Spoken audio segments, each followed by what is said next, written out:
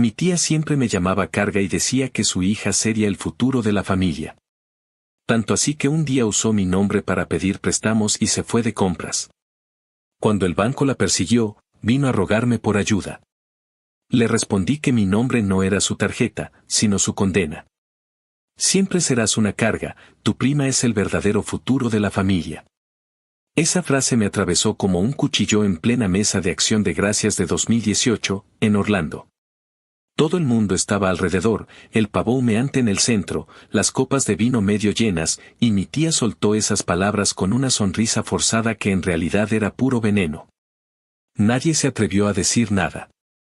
Mi madre agachó la cabeza, mi prima se encogió de hombros con un gesto de falsa modestia, y yo me quedé ahí, con el tenedor en la mano, sintiendo que me hervía la cara. Tenía 24 años, trabajaba como barista en Starbucks en Colonial Drive y estudiaba de noche contabilidad en Valencia College. No era mucho, pero era mío, me lo ganaba con turnos dobles y madrugones, y cada semestre pagaba mis clases en cuotas. Para mi tía, en cambio, yo era la oveja negra, el ejemplo perfecto de lo que no había que ser. Ella llevaba años inflando a su hija como si fuera la próxima CEO de Wall Street, presumiendo que estudiaba en la Universidad de Miami y que tenía un carro nuevo que según ella demostraba lo lejos que llegaría. Nunca decía que ese carro lo estaba pagando a cuotas imposibles, ni que mi tío había tenido que sacar un préstamo que casi no podía sostener con su sueldo de electricista. Lo que sí repetía en cada reunión familiar era que mi prima era brillante y yo solo era un gasto más para mi madre. No era la primera vez que me decía carga, pero esa noche me lo escupió delante de todos y sentí que me quedaba sin aire. Traté de seguir comiendo, cortando el pavo en silencio, mientras la risa de mi tía llenaba la sala y mi prima acomodaba su bufanda de marca como si fuera una corona. Recuerdo mirar por la ventana y ver las luces de Navidad de los vecinos parpadeando, preguntándome en qué momento exacto me convertí en el saco de boxeo de esa mujer. Lo peor es que no me había dado cuenta de lo que estaba tramando detrás de mi espalda. Un mes después recibí una llamada del banco. Era un martes por la mañana, yo iba de camino al trabajo y contesté mientras caminaba apurado. Una voz seria me dijo, «Señor Ramírez, su cuenta de crédito presenta un saldo vencido de $8,000. Necesitamos un pago inmediato para evitar acciones legales». Me quedé en seco, en medio de la acera. Les respondí que debía haber un error, yo no tenía ninguna tarjeta con ese banco. La mujer revisó y me dijo que la solicitud estaba a mi nombre, con mi número de seguro social, mi dirección y mi firma. Me dio un vuelco el estómago. Colgué temblando, pensando que alguien había robado mi identidad. Pasé esa tarde entera en la sucursal del banco, revisando papeles, viendo copias de documentos con mi nombre mal escrito y una firma que no era mía, y descubrí la verdad que me partió en dos. La persona que había usado mi información era mi propia tía.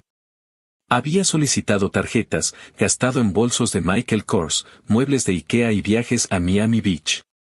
Hasta había pagado entradas VIP para conciertos en el Amway Center.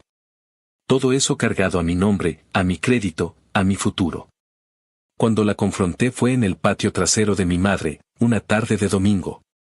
Ella estaba con un vaso de sangría, riéndose con unas vecinas, y yo le mostré los papeles del banco con la mano temblorosa.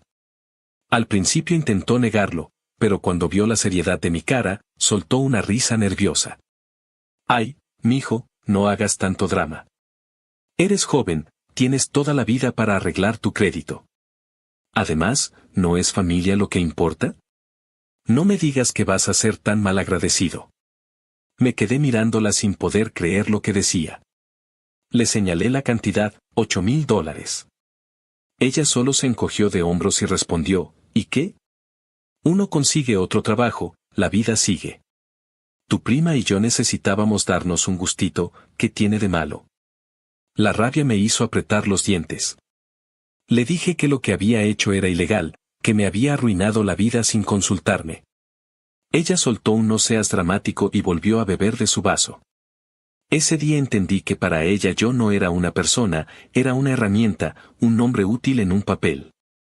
Siempre me había visto como carga y ahora me había convertido en su tarjeta de crédito humana. Me encerré en mi cuarto y pasé horas mirando el techo, con el corazón golpeando en las costillas. Pensé en todo lo que me había costado ahorrar, en cada turno de madrugada, en cada clase que había pagado con sacrificio. Pensé en cómo ella me despojaba con la misma facilidad con la que me insultaba. Y ahí tomé la decisión, no iba a dejarlo pasar. Si ella pensaba que mi nombre era su tarjeta, se equivocaba. Mi nombre sería su condena. La siguiente semana fue un infierno de llamadas, reuniones y trámites. En el banco me miraban con lástima mientras yo explicaba que había sido víctima de fraude por parte de un familiar. Algunos empleados hasta me preguntaban si estaba seguro de querer denunciar, porque los casos de familia eran complicados. Yo firmé cada hoja con la mano firme, sintiendo que estaba construyendo mi venganza ladrillo por ladrillo.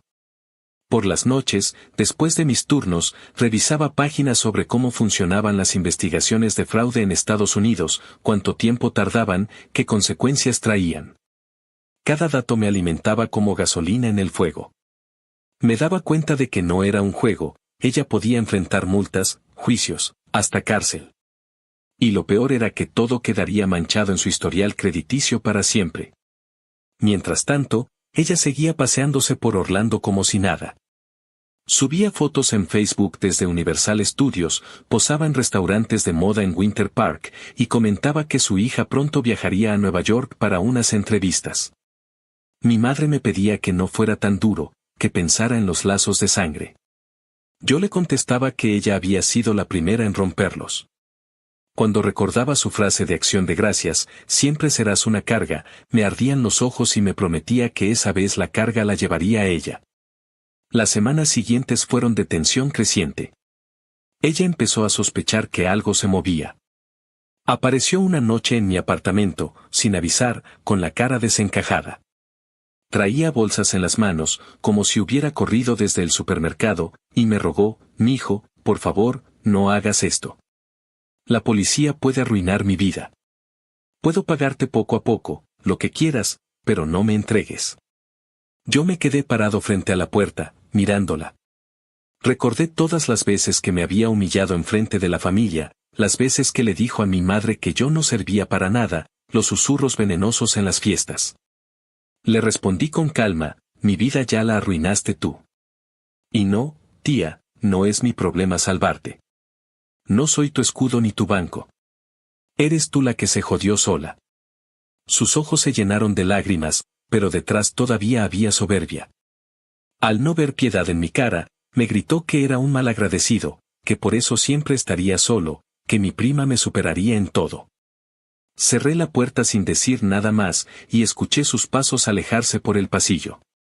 Esa noche dormí poco, pero no con culpa, sino con una calma helada. Sentía que algo dentro de mí había cambiado.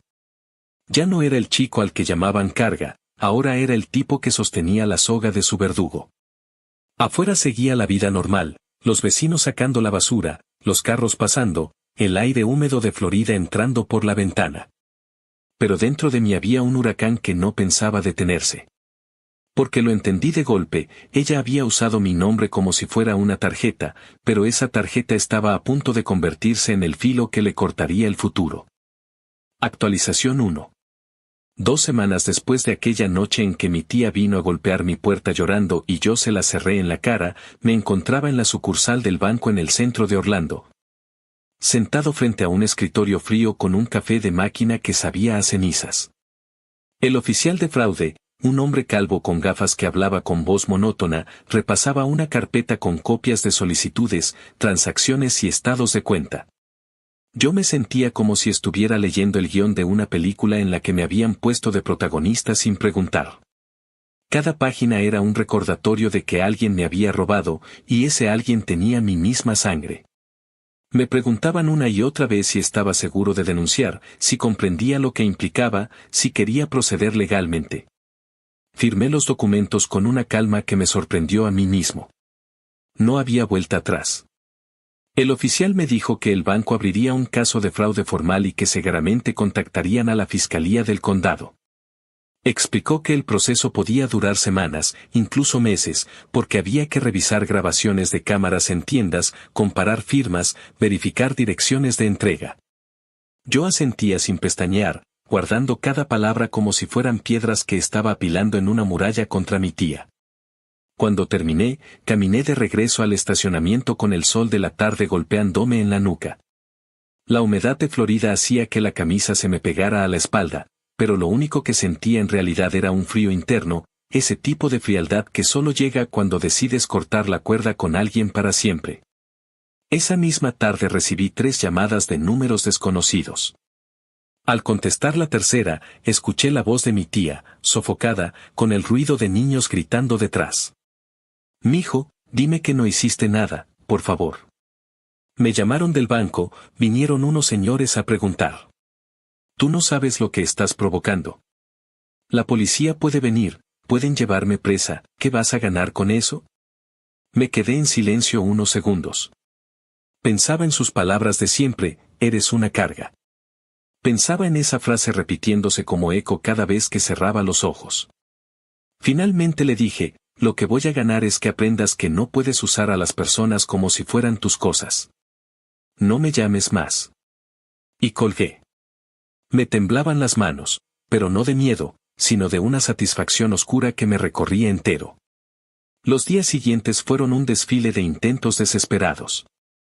Apareció en casa de mi madre a las 7 de la mañana, tocando la puerta con tanta fuerza que los vecinos salieron a mirar. Yo estaba de visita porque había pasado la noche allí después de un turno doble. La escuché gritar desde la acera, él es mi sobrino, no me puede hacer esto, soy su familia. Mi madre abrió la puerta con cara de cansancio, intentando calmarla. Yo bajé las escaleras y la vi parada ahí, con el maquillaje corrido y el cabello recogido de cualquier forma. Me lanzó una mirada que era mitad súplica y mitad odio. Dime que vas a retirar esa denuncia. Dime que vas a arreglar esto conmigo. Respiré hondo y contesté, tía, esto ya no se trata de mí. Se trata de lo que hiciste. Yo no te puse una pistola en la cabeza para que firmaras mis papeles. Tú sola te buscaste esto. Ella se quedó muda unos segundos, y después escupió, eres un maldito desleal. Por eso nunca vas a hacer nada en la vida. Tu prima me dará nietos exitosos y tú terminarás fregando pisos. Cerré la puerta lentamente mientras todavía seguía gritando. Mi madre me miraba con los ojos aguados, pero no dijo nada. Supo que ya era demasiado tarde para mediar. Empecé a notar cómo su mundo se agrietaba. Una amiga suya me contó en confianza que había empezado a vender joyas que antes presumía como auténticas de Macy's y que ahora resultaban empeños baratos en una casa de empeño de Kissimmee. Mi primo pequeño me mandó mensajes extraños en Instagram, diciendo que su mamá estaba nerviosa, que lloraba por las noches y que decía que yo la odiaba. Y tenía razón. La odiaba con una intensidad que me quemaba cada vez que veía sus publicaciones en Facebook fingiendo que todo estaba bien, sonriendo en fotos frente a murales de Disney Springs. Como si no tuviera encima una montaña de deudas que ya no podía esconder. Un fin de semana la encontré en un supermercado Publix. Yo iba por pan y café, y ella apareció de golpe en el pasillo de cereales. Se me acercó con un carrito medio vacío y la mirada rota. Intentó hablarme bajito, casi sin voz. Si retiro unas cosas, si devuelvo lo que compré, ¿tú puedes decirles que fue un error? Ellos van a escucharte más a ti que a mí. Tú eres el afectado, tú puedes detener esto.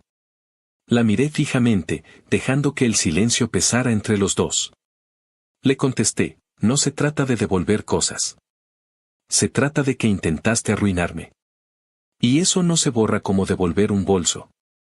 Ella se mordió el labio, bajó la cabeza y se alejó sin decir nada más. En medio de todo esto, yo sentía como algo en mí se fortalecía. Iba a trabajar a Starbucks con la misma rutina de siempre, preparando lattes para turistas, pero dentro llevaba un secreto que me mantenía erguido, estaba vengándome poco a poco. De una manera que dolía más que cualquier insulto. No era gritarle ni devolverle el golpe. Era dejar que el propio sistema la aplastara con pruebas firmadas por su mano. Cada vez que recibía una carta del banco confirmando que la investigación seguía avanzando, sentía como si una cadena más se cerrara alrededor de ella. Una noche, mientras estudiaba en mi apartamento con los apuntes de contabilidad, recibí un mensaje largo de mi prima. No sé qué te pasa, pero mamá está mal. Estás exagerando. Todo el mundo usa los nombres de familia a veces, no es para tanto. Si la arruinas, nos arruinas a todos. Por favor, detente. Me reí sin humor al leerlo. Pensé en cómo ella nunca había movido un dedo por mí, en cómo había disfrutado los bolsos y los viajes que mi tía compró con mi nombre, y ahora se atrevía a llamarlo no es para tanto. No respondí. Guardé el teléfono y seguí estudiando. Esa noche saqué una A en un examen parcial. Fue como una pequeña victoria privada en medio de la tormenta. La presión empezó a hacerse visible en la familia. Mi abuela me llamó desde Nueva Jersey, con voz temblorosa, preguntando si era cierto que quería meter presa a mi tía. Le expliqué con calma lo que había hecho, le conté del fraude, de los papeles, de las deudas. Hubo un largo silencio al otro lado de la línea. Finalmente me dijo, tienes razón, hijo, pero es duro ver cómo la familia se rompe. Colgué sintiendo una mezcla de tristeza y alivio. No era yo quien rompía la familia, era ella con sus decisiones podridas. Las últimas veces que supe de mi tía esas semanas fue a través de rumores. Que había intentado pedirle dinero prestado a una vecina en Lakeunderil, que se había peleado con su hermana porque no quería firmar de aval en otro préstamo, que su esposo empezaba a resentir las mentiras. El círculo se estrechaba y yo lo veía desde la distancia, como quien observa un edificio venirse abajo. No hacía falta empujarlo más, ya estaba colapsando por su propio peso. Cierro esta primera actualización aquí porque aunque todavía no hay una resolución legal, el tablero ya está dispuesto. El banco tiene mis firmas, mis pruebas, mi denuncia. Ella tiene sus lágrimas, sus gritos y su desesperación.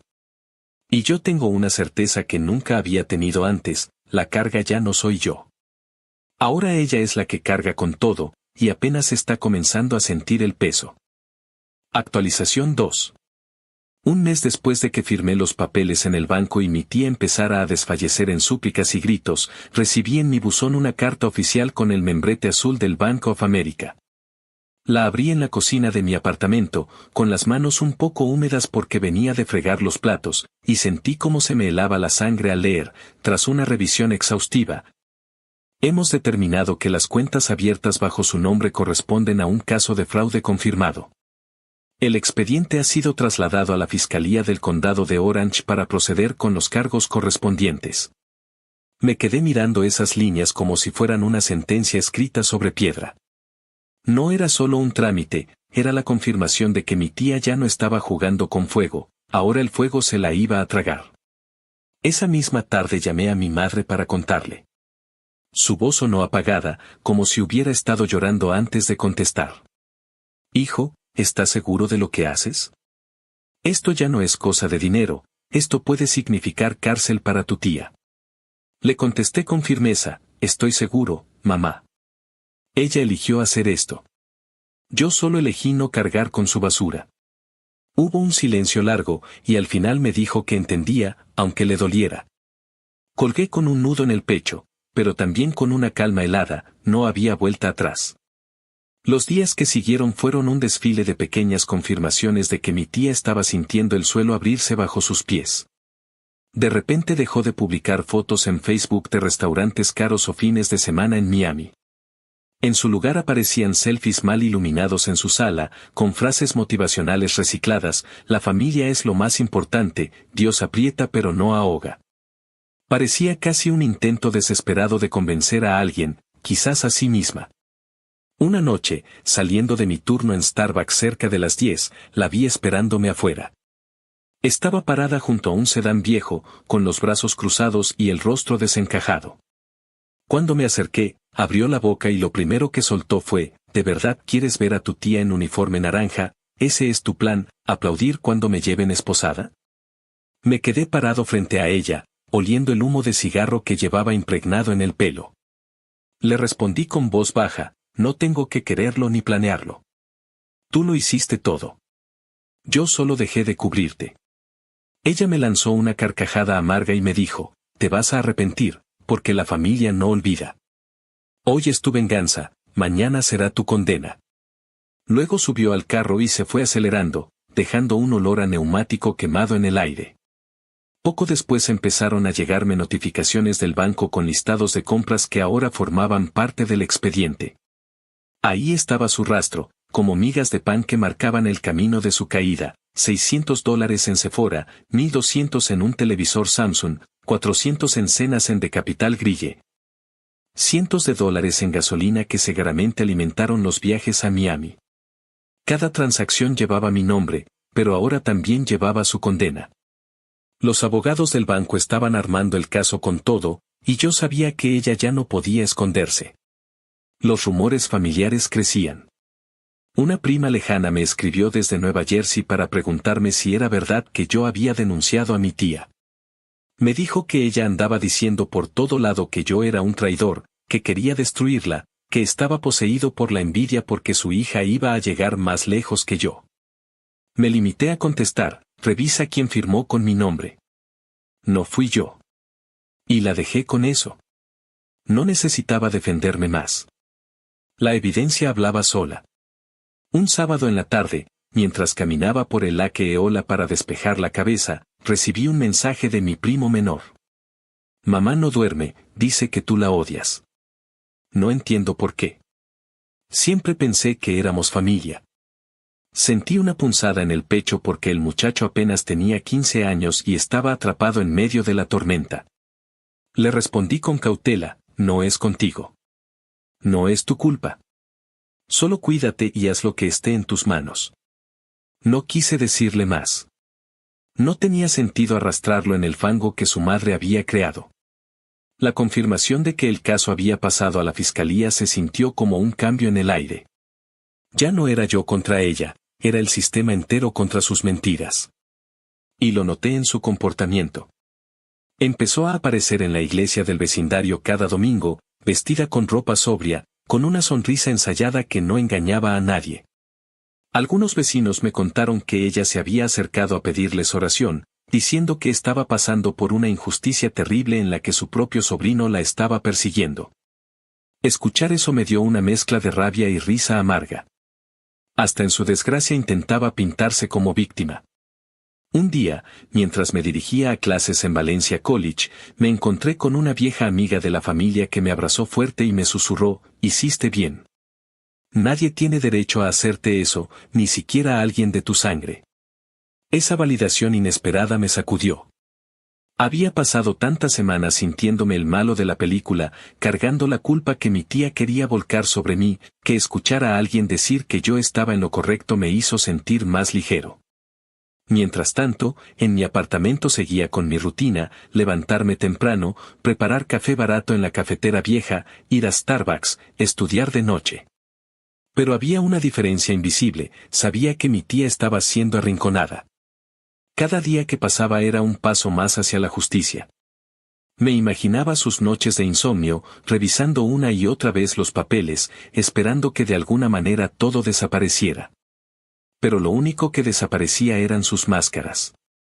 La tensión alcanzó un punto extraño cuando recibí una llamada de un número desconocido. Al contestar, era un abogado. Se identificó como representante de la fiscalía y me informó que necesitarían mi testimonio formal más adelante. Su voz era seria pero cortés. Me explicó que la evidencia era clara y que el caso avanzaría. Colgué con las manos sudando, pero con un pulso firme. Ya no era solo un rumor, era un proceso judicial que llevaba el nombre de mi tía estampado en cada página. Esa noche, mi madre me llamó llorando. Me dijo que mi tía había ido a verla, gritando en la puerta, diciendo que yo quería verla arruinada, que era un monstruo sin corazón. Mi madre trató de calmarla, pero ella terminó tirando una maceta al suelo y yéndose en medio de insultos. Escuchar eso me partió, no porque sintiera pena por mi tía, sino porque sabía que estaba arrastrando a todos con ella en su caída. Pero ya no podía detener la bola de nieve. Una semana después, mientras esperaba el bus en Colonial Drive, vi pasar a mi tía en un carro prestado. Su expresión era la de alguien derrotado, con los hombros encorvados y el maquillaje mal puesto. Me vio y por un instante nuestras miradas se cruzaron. No dijo nada, no hizo gestos. Solo siguió manejando. Y en ese silencio entendí que ella sabía que la guerra estaba perdida. Cierro esta segunda actualización con esa imagen grabada en mi cabeza. La mujer que me llamó carga, que me humilló en cada reunión familiar, que usó mi nombre como si fuera un objeto más de sus compras, ahora se hundía bajo el peso de su propio fraude. El banco había confirmado lo que yo ya sabía, la fiscalía estaba encima, y lo único que quedaba era esperar el siguiente movimiento. La calma que sentía no era felicidad, era algo más duro y frío, la certeza de que su caída ya no dependía de mí, sino de un sistema que ella había provocado con su ambición ciega. Actualización 3. 3 meses después de que el banco confirmara el fraude y la fiscalía tomara el caso, recibí la notificación oficial, debía presentarme a testificar en el juzgado del condado de Orange. El sobre era grueso, con varias páginas llenas de lenguaje jurídico que apenas entendía, pero lo único que realmente importaba era la cita en negritas con fecha y hora. El juicio contra mi tía ya tenía calendario. Me quedé sentado en la mesa de mi apartamento, con el sobre abierto y la televisión encendida de fondo, sin escuchar realmente las noticias. Me temblaban las piernas. Era como si todos los insultos de mi tía, todos los años de humillaciones, se hubieran condensado en esas letras impresas. La guerra ya no era entre ella y yo en la sala de mi madre o en pasillos de supermercado, ahora sería frente a un juez, frente a abogados, frente a cualquiera que quisiera escuchar. Los días previos al juicio fueron un hervidero de tensión en la familia. Recibí llamadas de números bloqueados que resultaron ser mi prima, insultándome entre sollozos. No tienes idea de lo que estás haciendo, arruinar a tu propia sangre. Todo por envidia, ¿qué te cuesta decir que le diste permiso? No te van a creer, pero al menos la vas a salvar. No respondí. Dejé que descargara su veneno y colgué. Mi madre me confesó que en una reunión familiar en Kissimmee, mi tía había dicho delante de todos que yo era un demonio, que quería destruirla, que estaba obsesionado con vengarme. Algunos la creyeron, otros guardaron silencio incómodo. Nadie se atrevió a confrontarla con la verdad. El miedo a quedar salpicados los mantenía callados. La mañana del juicio me vestí con el único traje que tenía, uno que había comprado en descuento en Macy's, color gris oscuro, la tela algo áspera pero presentable. Me miré en el espejo del baño antes de salir y pensé en lo irónico, yo, el carga de la familia, ahora caminando hacia un tribunal no como acusado, sino como testigo clave.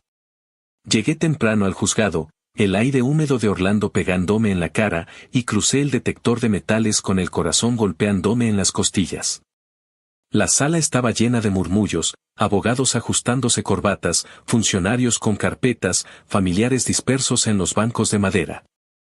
Y allí estaba ella. Mi tía, con un vestido azul que pretendía ser sobrio pero se veía fuera de lugar, maquillada además, con el cabello recogido en un moño apretado. Me miró apenas entré y sus ojos se clavaron en mí como cuchillos. En ese instante vi todo, la furia, el miedo, la desesperación. Se notaba en cómo apretaba los labios, en cómo sus manos jugueteaban nerviosas con un pañuelo. Mi prima estaba a su lado, con expresión de indignación, como si todo aquello fuera un espectáculo injusto montado contra su madre. Cuando comenzó la audiencia, el abogado del banco fue directo. Expuso los documentos, solicitudes de tarjetas, contratos, compras. Cada hoja llevaba mi nombre falsificado, cada transacción era un retrato de su avaricia. Mostró recibos de Sephora, facturas de televisores, cargos en restaurantes caros, viajes de fin de semana a Miami Beach. Hasta apareció un gasto en un spa de lujo en Coral Gables, más de $700 en un solo día. El juez revisaba con cejas arqueadas, mientras el murmullo en la sala crecía. Yo los observaba desde el banco de testigos, con una calma que no me reconocía. Era como si el odio me hubiera dado una coraza. Cuando fue el turno de mi tía, su estrategia fue absurda. Dijo que yo le había dado permiso verbal para usar mi información, que era un acuerdo familiar, que todo se había malinterpretado. El abogado del banco casi se rió. El juez le preguntó, ¿tiene pruebas de ese permiso verbal, algún mensaje, alguna grabación? Ella balbuceó algo sobre la confianza entre familia. Fue patético. Yo no podía evitar mirarla fijamente, y cuando nuestros ojos se encontraron, Bajó la vista como si por un segundo comprendiera que todo se había acabado. Mi turno de declarar llegó con un nudo en la garganta. Caminé hasta el estrado, puse la mano sobre la Biblia y juré decir la verdad. El abogado me pidió que contara cómo descubrí el fraude. Relaté la llamada del banco, la visita a la sucursal, los papeles con mi firma falsificada, la confrontación en el patio de mi madre, la súplica desesperada en mi apartamento. Mientras hablaba, sentía el peso de cada palabra, como si fueran piedras cayendo en un pozo. Me detuve un segundo a respirar y vi cómo mi prima me fulminaba con la mirada, como si quisiera arrancarme la lengua. Pero yo seguí, narrando cada detalle con calma, porque ya no había nada que ocultar. Cuando terminé, el juez agradeció mi testimonio y me pidió que regresara a mi asiento. Caminé de regreso sintiendo que cada paso era una victoria silenciosa. La sala estaba en silencio, apenas roto por el tecleo de la secretaria del tribunal. Mi tía se removía en su asiento, apretando el pañuelo contra los labios. El momento más fuerte llegó cuando mostraron un video de seguridad de una tienda en Winter Park. La imagen era clara, mi tía en la caja, con la tarjeta a mi nombre, firmando un recibo. El juez se inclinó hacia adelante, miró la pantalla y luego la miró a ella. Fue un segundo eterno en el que el silencio pesó más que cualquier palabra. Ella bajó la cabeza, y supe que en ese instante hasta ella comprendió que no había salida. El juicio no terminó ese día, pero la dirección ya estaba trazada. La fiscalía tenía lo suficiente para seguir adelante, el banco estaba decidido a hundirla, y mi testimonio había sellado el cuadro. Cuando salí del juzgado, el aire húmedo me golpeó de nuevo, pero esta vez sentí que respiraba más ligero. Caminé por el estacionamiento con el traje pegado por el sudor, pero con la espalda recta. Esa noche me senté en el sofá de mi apartamento, con una pizza barata y una cerveza fría, y dejé que el silencio llenara la habitación. Recordaba la cara de mi tía, sus ojos perdidos, la manera en que trató de arrastrar a todos con ella. Y pensé en la ironía, toda su vida creyó que yo era una carga, y ahora era ella quien se había convertido en el peso muerto de la familia. Los días posteriores al juicio fueron un festival de comentarios en voz baja entre parientes. Me enteré de que en reuniones familiares, mi tía intentaba convencer a todos de que yo la había traicionado, que el sistema estaba en su contra, que todo era una conspiración. Pero nadie podía negar lo que había visto, documentos firmados, videos de seguridad, recibos con su letra. La verdad ya no podía maquillarse con gritos ni excusas.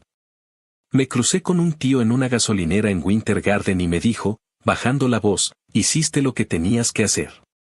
Ella se lo buscó. Fue la primera vez que alguien de la familia me lo reconocía en persona. Sentí un calor extraño en el pecho, no de felicidad, sino de alivio. No estaba tan solo como mi tía quería hacerme creer. Mientras tanto, ella se movía como un fantasma por Orlando. Ya no la veías en restaurantes, ni en centros comerciales, ni en las fotos brillantes que solía subir a redes sociales. La última vez que alguien me habló de ella fue un vecino de mi madre que la vio llorando en el carro, estacionada frente a su casa durante horas. Nadie salió a consolarla. Nadie quería enredarse en su caída. Actualización 4. 6 meses después de que el banco iniciara el proceso y 3 meses después de que me sentara frente a un juez a contar cómo mi propia tía había convertido mi nombre en su tarjeta personal, llegó la fecha de la sentencia. El correo oficial me había avisado que debía presentarme de nuevo al juzgado del condado de Orange. El día amaneció nublado, con ese calor pegajoso de Orlando que hace que incluso las nubes parezcan sudar. Me puse el mismo traje gris barato de Macy's, planchado la noche anterior con cuidado porque era lo único que tenía que podía pasar por formal. En el bolsillo llevaba un bolígrafo y una libreta donde había escrito una lista de cosas que quería recordar, no perder la calma, no mirar a mi tía más de lo necesario, no olvidar que yo no era el acusado. Entré a la sala con el corazón golpeándome las costillas. Allí estaba ella, sentada junto a su abogado público, con un vestido oscuro que intentaba disimular su derrota. El maquillaje ya no era ostentoso, era apenas un intento torpe de esconder las ojeras. Me sorprendió lo mucho que había envejecido en esos meses, las arrugas más marcadas, el pelo mal teñido, los hombros caídos. Mi prima estaba detrás, en el banco del público, con los brazos cruzados y el ceño fruncido, como si todo el tribunal fuera un circo montado contra ellas. El juez repasó los cargos con voz seca. Fraude de identidad. Falsificación de firma. Uso indebido de información financiera. Cada palabra caía como un martillazo. El abogado del banco pidió restitución completa y enfatizó que el caso era un ejemplo claro de abuso de confianza familiar. La fiscalía añadió que había pruebas irrefutables, las solicitudes con su letra, las compras trazadas hasta su dirección, los videos de seguridad. El juez me miró a mí solo una vez, para confirmar que estaba presente, y luego giró de nuevo hacia ella. Mi tía trató de hablar. Su voz temblaba, decía que había sido un malentendido, que ella nunca quiso hacerme daño, que todo había sido una confusión entre familia. El juez la interrumpió: esto no es una confusión, señora. Esto es un delito. Y las pruebas son contundentes. La vi encogerse, como si el aire se escapara de su cuerpo. Finalmente, llegó la sentencia. 18 meses de libertad condicional supervisada. 200 horas de servicio comunitario, repartidas en programas de limpieza de parques y centros comunitarios. Restitución al banco por la cantidad completa, con un plan de pagos imposible para alguien en su situación. Y lo peor de todo, una marca permanente en su historial crediticio, un manchón que la seguiría durante años como un tatuaje mal hecho que no se borra. Cuando escuchó las palabras restitución y libertad condicional, su rostro se derrumbó. Sus labios temblaban, los ojos rojos, las manos aferradas al pañuelo que ya estaba empapado. Mi prima murmuró algo que no alcancé a entender, pero su rabia era evidente. Yo me quedé sentado, respirando hondo, dejando que esa mezcla de alivio y vacío se asentara en mi pecho. No había felicidad, no había celebración. Solo una calma dura, como si hubiera cerrado un círculo que llevaba años abierto. Después de la audiencia, salí al estacionamiento. El calor de mediodía era sofocante, pero me sentí ligero. Me senté en el carro de un amigo que me había llevado, y cerré los ojos unos segundos. No pensé en venganza, no pensé en odio.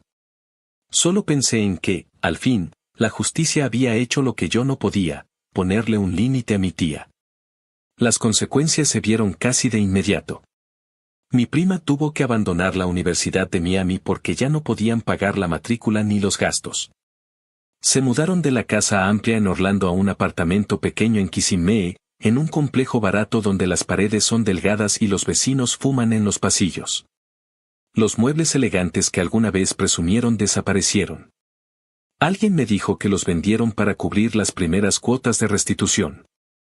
La vida que mi tía había construido con tarjetas robadas y apariencias falsas se desmoronó como un castillo de arena frente a la marea. Una tarde, al visitar a mi madre, me encontré con ella. Llegó sin avisar, con la ropa arrugada y el rostro cansado. Esperó a que estuviéramos a solas en la sala y me dijo en voz baja: «Me quitaste todo». Yo la miré fijo y respondí: «No te quité nada, tía. Solo te devolví lo que tiraste por tu cuenta». Ella se quedó callada, como si no hubiera esperado esa respuesta. Luego salió de la casa sin despedirse. Mi madre, que había escuchado desde la cocina, suspiró y me dijo que ya no sabía cómo sostener a su hermana. Yo le contesté que no era su responsabilidad. La noticia se corrió entre la familia. Algunos se alejaron de mí, murmurando que había sido cruel, que la cárcel habría sido peor y que yo debí detenerme antes. Otros, en silencio, me dieron la razón. Un tío me abrazó en un bautizo y me susurró: «Ella se lo buscó. No cargues con culpas que no son tuyas». Ese gesto, pequeño pero sincero, fue suficiente para quitarme un peso que todavía me apretaba el pecho. Mientras tanto, mi tía cumplía su sentencia. La vi una vez limpiando un parque comunitario en el este de Orlando, con un chaleco naranja y un recogedor en la mano. Pasé de lejos en el bus y la reconocí de inmediato. Era extraño verla así, doblada recogiendo basura, la mujer que solía presumir que su hija sería la salvación de la familia. No sentí alegría ni compasión, solo una especie de justicia poética que hablaba por sí sola. En redes sociales, su tono cambió. Ya no había fotos de restaurantes ni frases motivacionales. Ahora eran publicaciones religiosas, pasajes bíblicos, súplicas por tiempos mejores. Sus amigas de antes dejaron de darle like, y solo quedaban comentarios de desconocidos deseándole fuerza. El brillo que había usado para tapar sus mentiras se había apagado. Yo, mientras tanto, seguía con mi vida. Mis estudios avanzaban, mi trabajo en Starbucks se mantenía, y poco a poco empecé a sentir que el futuro no estaba manchado por su sombra. Pero la imagen de ella repitiendo en voz baja "me quitaste todo" me acompañaba. Porque en el fondo sabía que lo que ella había perdido no era solo dinero ni una casa, sino el disfraz con el que había vivido tantos años. Actualización final. Un año después de que mi tía recibiera su sentencia de libertad condicional y restitución, mi vida había dado un giro que ni yo mismo esperaba. Conseguí un puesto como asistente contable en una firma pequeña en Tampa. El dueño era un hombre cubano que había emigrado hacía décadas y valoraba más la constancia que cualquier diploma brillante. Si sabes sacar números y no te quiebras bajo presión, tienes un lugar aquí, me dijo el primer día. Mi sueldo no era millonario, pero pasé de los cheques miserables de Starbucks a recibir un pago estable con seguro médico y días libres. Con eso pude rentar un apartamento pequeño en Baysore Boulevard, un cuarto con cocina abierta y vista a la calle, nada lujoso pero mío. Por primera vez en mi vida, no tenía que elegir entre pagar una factura o comprar un par de zapatos decentes. El contraste con la vida de mi tía era brutal. Para entonces ya había cumplido casi la mitad de sus horas de servicio comunitario, limpiando parques y centros comunitarios con un chaleco naranja que era como una marca de vergüenza. La veía de vez en cuando en fotos que alguien compartía, cabizbaja, con bolsas de basura en las manos.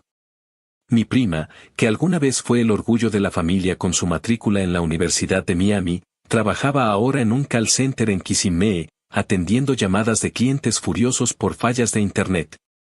En Twitter se desahogaba con frases como "el sistema nos destruye" o "la vida es injusta con quienes quieren salir adelante", sin mencionar nunca que su madre había hundido a la familia con su propia ambición. Yo me mantenía al margen. No hacía falta decir nada. La realidad hablaba sola. Mis días transcurrían entre balances, facturas y hojas de Excel. Me acostumbré al ritmo del tráfico de Tampa, a manejar las 25 millas hasta mi trabajo escuchando podcast, a regresar de noche con la brisa húmeda entrando por la ventana. Había comprado un carro usado por $4,500, un sedán sencillo pero confiable, y lo manejaba con la satisfacción de saber que lo había pagado sin trampas ni favores. Cada vez que arrancaba el motor, sentía que dejaba atrás no solo millas, sino también años de humillación. El recuerdo de mi tía seguía apareciendo en momentos inesperados. Una tarde de sábado, mientras caminaba por Hyde Park Village con un café helado en la mano, me crucé con una amiga de la familia que me contó que mi tía había perdido el último crédito que le quedaba. Ahora nadie quiere rentarle nada, ni siquiera una nevera a plazos, me dijo con un gesto de lástima. Yo solo asentí. En el fondo, sabía que ella estaba pagando cada insulto que me lanzó, cada vez que me llamó carga frente a todos. El sistema no olvida, y su nombre manchado era ahora la prueba de que la condena seguía persiguiéndola. La última vez que la vi fue en una reunión en casa de mi madre. Era Navidad, y contra mi voluntad coincidimos en el mismo espacio. Entró sin avisar, con la ropa gastada y el cabello recogido de cualquier forma. Nadie le prestó mucha atención. Se sentó en una esquina, apartada, mientras los demás hablaban. En un momento se acercó a mí, con voz apagada, y dijo: "Todavía creo que me odias más de lo que odiaste lo que hice". La miré fijamente y respondí: "No es odio, tía. Es consecuencia. El odio pasa. Las consecuencias se quedan". Ella se quedó en silencio, con los ojos húmedos, y luego se apartó. No volvimos a hablar en toda la noche. En redes sociales, su figura se apagó casi por completo. Ya no subía fotos de cenas ni de viajes. Solo aparecían de vez en cuando imágenes borrosas con frases religiosas o pedidos de oración. Algunas personas aún le daban me gusta, pero ya no era el ejército de amigas que antes comentaban con corazones y aplausos. Era como si su círculo se hubiera encogido a nada. Mi prima, por su parte, se quejaba en hilos interminables de lo difícil que era la vida en Estados Unidos, de los jefes que no la valoraban, de las deudas que nunca se iban. Lo decía como si todo fuera culpa de un mundo injusto y no de la caída que ellas mismas habían provocado. Yo, en cambio, empecé a ver mi vida con otros ojos. Mis notas en contabilidad mejoraron, y logré transferirme a un programa más avanzado en la universidad. Con el nuevo sueldo, podía invitar a mi madre a cenar una vez al mes sin preocuparme por el precio del menú. Hasta empecé a ahorrar poco a poco para un futuro que antes me parecía imposible.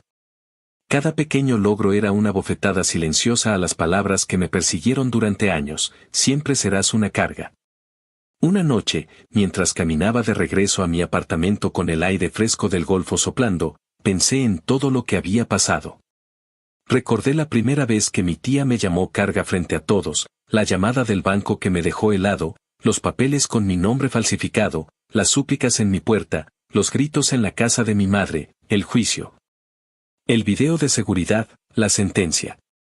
Todo formaba una cadena de momentos que habían moldeado no solo mi venganza, sino también mi carácter.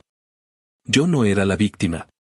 No era el muchacho débil al que se le podía pisotear y usar como escalera. Era alguien que había aprendido a sostenerse, aunque fuera a costa de romper la fachada de una familia. El futuro seguía abierto, pero algo estaba claro: ya no vivía bajo su sombra. Mi nombre había dejado de ser la tarjeta que ella usaba a su antojo. Ahora era la marca de su condena. Cada vez que pedía un crédito y se lo negaban, cada vez que alguien en el barrio murmuraba sobre su servicio comunitario, cada vez que mi prima respondía llamadas furiosas en un cubículo, la carga era de ellas, no mía.